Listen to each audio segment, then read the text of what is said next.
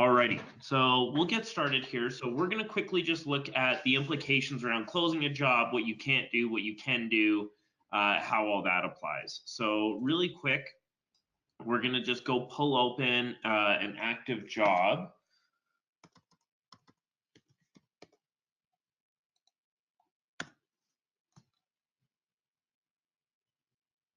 And so right now, this job is set as active. So there's two statuses, there's active and completed. And then what we're going to do is just look really quick at the job documents.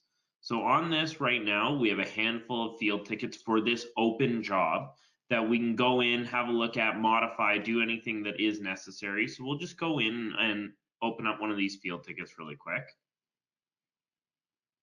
And so we have this field ticket. Now, this hasn't been approved. There's a name on here, so that's Ronald Dirksen.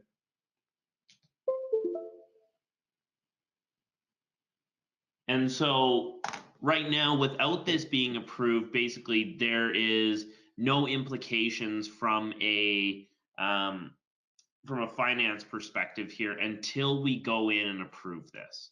But what we're going to do is we're going to go in, we're going to just quickly add some items here really quick. Make sure we grab something that's in stock. We'll add some of this. We'll add a filter, a flowback tank.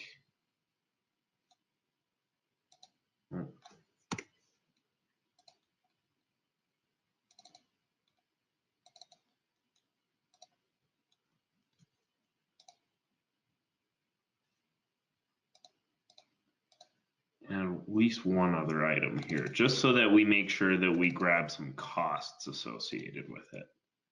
We'll grab that guy. Alrighty. And so it hasn't auto-generated the job information here due to the fact that we didn't sort of import a lot of this from the job. So we're just going to add this in here.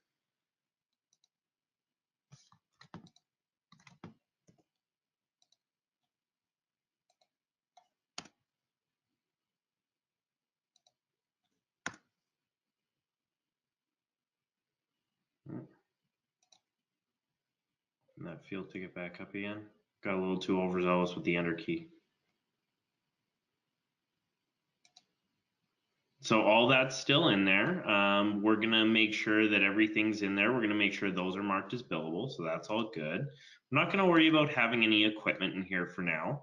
And then what we're going to do is we're going to approve this. So once we hit the approval button, there becomes journal entries that are basically tied to this. So we're going to hit update, make sure it doesn't bark at us, do anything wacky. Perfect. So that's been successfully approved. Delivery note 742 has been created. So that means that there has now been an inventory transaction internally that's occurred on the system. And then there also, we need to go create a, we need to go make sure that we go and approve the labor sheet.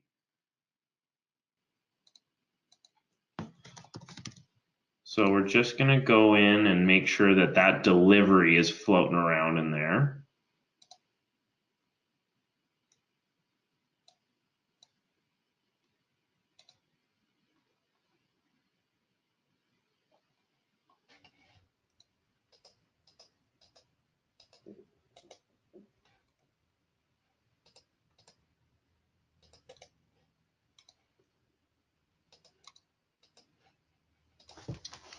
Perfect. And then this looks like this was the one that we did here.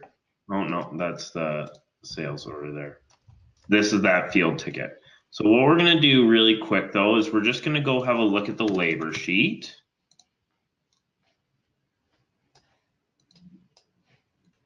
We're going to go look at Ronald.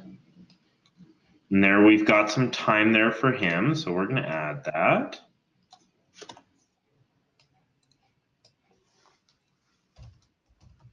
All right. And then once we have that delivery and everything together, it would be able to create an error invoice. But what we're going to do is we're just going to go grab that job master again. We're actually going to go grab a job master that already is completed. Now, due to the fact that, so we're going to have a look at this petroleum one, job documents. Right now, there's lots of documentation here already for this one. Now there's an AR invoice. These are all been closed here. Same with the field ticket. These have all been approved. As long as the job is not completed, you can continue to add field tickets. Because this is already a completed job, if we go to add a field ticket to this, so CMI perm, it won't show up in our list. It won't give us the opportunity to add a field ticket for that. Rhonda, I believe over at tier 1 you guys are using field cap, so it just won't give you the option to select that job. So we'll just go and we'll go have a quick look in here, and it'll show, see how that CMI Permian isn't showing up in our list? And the reason is because that's a completed job. Where if we went to go search for the one we were looking at, that one's still open. So that means we can always add more field tickets until it's been completed.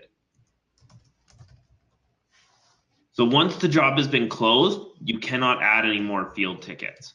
But from an accounting perspective, if you have open AP invoices, so we'll just go back and we'll grab that CMI Permian job again because there's lots of documents in there. They currently have an open AP invoice. So because everything is tied to this job, it always is going to cycle back. So even if a job has been completed and you're invoicing after the fact, as long as this job code has been selected as part of your invoicing and your delivery and your goods issues, all that is going to tie back for any of your job costing. But if this isn't selected, there's nothing to connect it back. There's nothing that you can connect it. This is open, so as long as it hasn't been closed, you can always do a goods return request or an AP credit memo. That's the same thing with an AR credit memo. If the invoice has been closed, aka therefore you've received a payment, you've closed out the invoice, you have to go back in and start canceling and reversing all your documents. You cannot just go and do an AR credit memo because already you've basically closed it out. You have to start reversing things back from there. Those are the implications around closing a job. Typically, if we're stating, why are you closing a job? It's going to be because there's no more time, equipment, or materials that need to be applied against a specific job number or specific purchase order number. So you're going to close that job and create something new moving forward. If you don't need to continue to create billable types of documents, that's when you can close the job. If you're going to continue to add field tickets, it's best to leave the job open until you know you're not going to be applying any more field tickets to that job. That's where you're going to basically be locked off from being able to apply any more documents against it. If there's